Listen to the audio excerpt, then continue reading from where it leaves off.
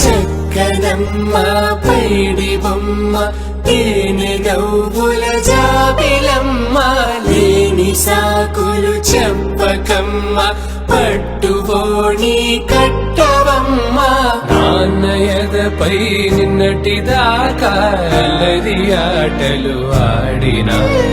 చిన్నారి తల్లి లేత భుజములు నేడు చీరలు మోయునా చెల్లో తురిమిన మంచి సంపంగు